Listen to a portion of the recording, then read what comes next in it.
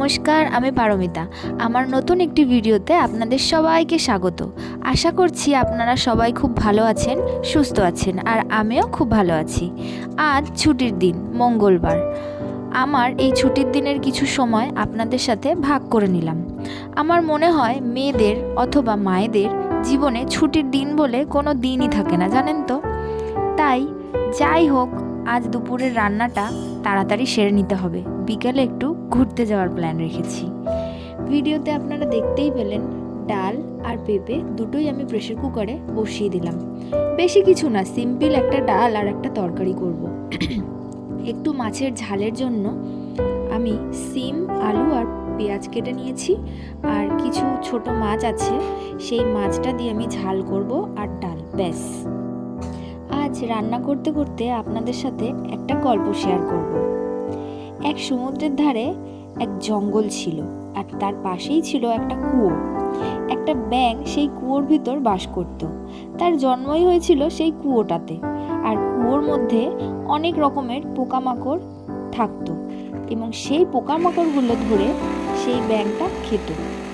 আর সে একা যেহেতু সেই কুয়োটার মধ্যে থাকতো, তাই জন্য সেই সমস্ত পোকামাকড় খেয়ে বেশ নাদুস নুদুস ও মোটাসোটা হয়ে উঠল। তখন সে নিজের মনে মনে গর্ববোধ করতে লাগলো যে আমি এই কুয়োর একমাত্র রাজা। এমনভাবেই খুব সুন্দর করে ওই কুয়োর ব্যাঙটার দিন চলতে লাগলো। বেশ কিছুদিন পরে সমুদ্র থেকে একটা ব্যাঙ সেখানে এলো আর কুয়োর মধ্যে পড়ে গেল। তাকে দেখে কুয়োর ব্যাঙ ভাবলো, এটা আবার কে? দেখতে তো খানিকটা আমার মতোই, কিন্তু এত মোটাসোটাও না, আর এত চকচকেও দেখতে না। কুয়োর ব্যাঙ তাকে জিজ্ঞাসা করলো, মহাশয়ের আগমন কোথা থেকে? সমুদ্রের ব্যাঙ বলল, আমি সমুদ্র থেকে এসেছি।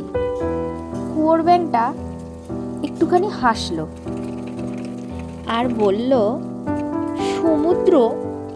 সমুদ্র সে আবার কত বড়? এই বলে কুয়োর ব্যাঙ কুয়োতে একদিক থেকে আর একদিকে লাফ দিল। সমুদ্রের ব্যাঙ বলল, বন্ধু, তুমি এই ছোট্ট কুয়োর সাথে সমুদ্রের তুলনা করবে কি করে? তখন কুয়োর ব্যাঙ আবার একবার লাফ দিয়ে জিজ্ঞাসা করলো, তোমার সমুদ্র কি এত বড় আমার কুয়োর মতো? হ্যাঁ, সমুদ্রের সাথে কি আর কুয়োর তুলনা হয়? সমুদ্রের ব্যাঙ আরো একবার বলল, চিরকাল বন্ধু তুমি এই কুয়োতে জীবন কাটালে, আর বাইরের এই বিরাট জগৎ আছে সেটা সম্পর্কে দেখছি তোমার কোনো ধারণাই নেই। কুয়োর ব্যাঙ রেগে গিয়ে বলল, যাই বলো, আমার কুয়োর মতো বড় দুনিয়াতে আর কিছুই নেই।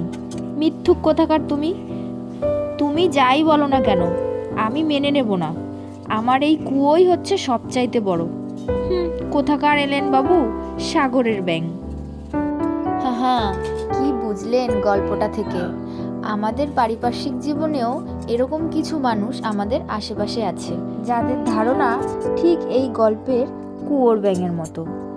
এদেরকে তুমি যতই বোঝানোর চেষ্টা করো না কেন, এরা কিছুতেই বুঝবে না। এরা যেটা বোঝে সেটাই সর্বশ্রেষ্ঠ। তাই বন্ধুরা, আপনাদের উদ্দেশ্যে বলছি, এই সব মানুষদের থেকে নিজেদের দূরত্ব বজায় রেখে চলাই ভালো।